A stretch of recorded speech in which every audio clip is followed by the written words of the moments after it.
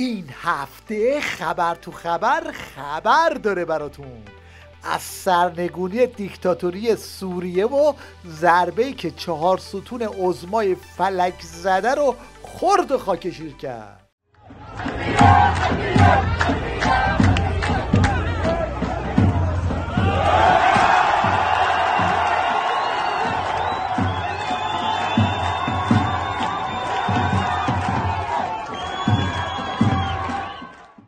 حالا دیگه این امام جمعه های عظمان که از ترس طوفانی که تو راهه شب و روز ندارن.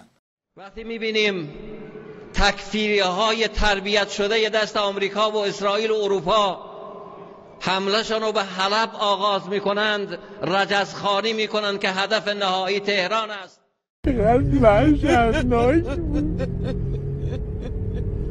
چقدر وحشتناک بود. این وسط زرشکیان هم مشغول ننه من قریبم بازی و نالیدن از بدبختی های نظامه.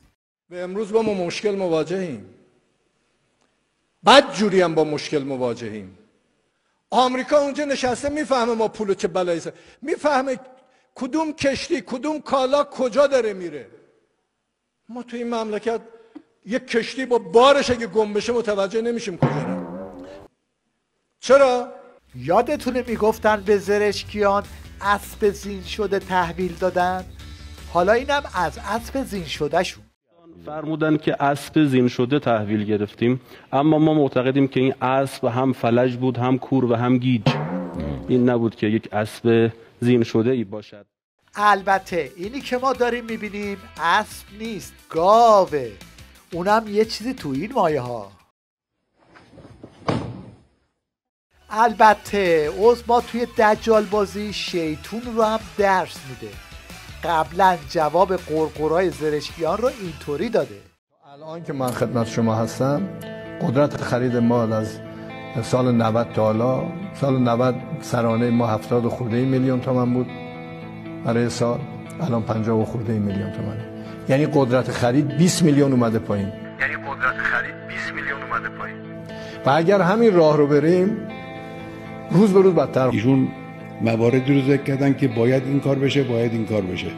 مخاطب این بایدها کیه؟ خود ایشون. الان وضعیت عظما و نظامش در لب پرتگاه سرنگونی مشابه این طرفه. Let me tell you something.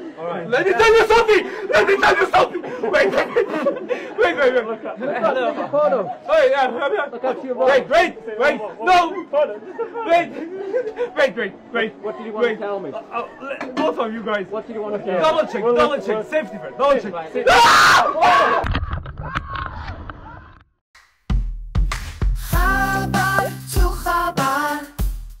مشنگستان این هفته رو با یادآوری این حرفای امام مشنگا شروع میکنیم. دلخوش نباشید که مسکن فقط میسازیم، آب و برق را مجانی میکنیم برای طبقه مستمند، اتوبوس را مجانی میکنیم برای طبقه مستمند.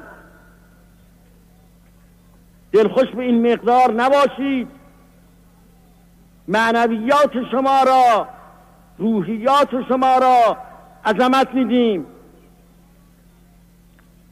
شما را به مقام انسانیت میرسانیم. حالا این هم از وضعیت برق و آب تو فاز پایانی حکومت آخوندا. به هر چه دست میزنی بگی به این دست نزن، به هر چه دست میزنی به این دست نزن. خب به چه دست؟ برق مشکل داریم، گاز مشکل داریم، آب مشکل داریم، نفت، بنزین، پول، همه چیز پر از مشکله. به هر چی درس بزنی یه جا دردش میاد. اینجاست که صدای این کوچولو هم در میاد و چنین آرزویی میکنه. میدونی داشتم به چی فکر میکردم؟ به چی؟ کاش چینیا آخوندم میخوردن. حالا اگه سوالتون اینه که چه خبر از وعده صادق، جوابو از این سرتشتک مشنگ بشنوید. اصلش برقرار است وقتش رو به اقتضای بسیار زیادی که وجود داره متخصصین و خبرگان کار در سپاه مشخص میکنه. با همین عنوان وعده صادق 3 اتفاق انشالله. عمق استراتژیک عظما به فنا رفته بعد ببینید بسیجی‌ها رو میخوان چطوری دلخوش کنن. قلب اینجا هم نوشته بسیج تل‌آویو. بسیار خوب. پس یعنی میتونیم بگیم که بسیج تل‌آویو اعلام موجودیت کرد. اعلام موجودیت کرد. توی 6 ماه هم کارت فعال این رو صادر میشه. طبق قوانین بسیج جمهوری. این هم شیرینکاری حداد قاتل یا همون پدرزن پسر عظما. آقای حداد رئیس فرهنگستان فارسی گفته که از این به بعد به جای مثلث از واژه سبر استفاده کنید. مثلا مثلث متساوی ساقین میشه سبر 2 بر برابر.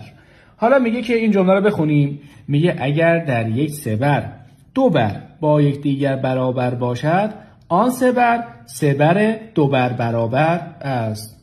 چهار بر بکنیم واقعا.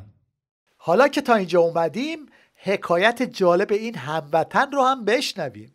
میگه دانشمندا تحقیق کردن به این نتیجه رسیدن که ژاپنیا 10% باهوشن 90%شون کودنن تو نمیری. بعد همون دانشمندا راجع به ایرونیا تحقیق کردن دیدن ای بابا ایرون کلا 10% کودن داره 90%شون باهوشن. یه ایرونیایی وسط میره اعتراض میکنه میگه واسبینم چرا پس ژاپن این شکلیه ایرونی این شکلیه.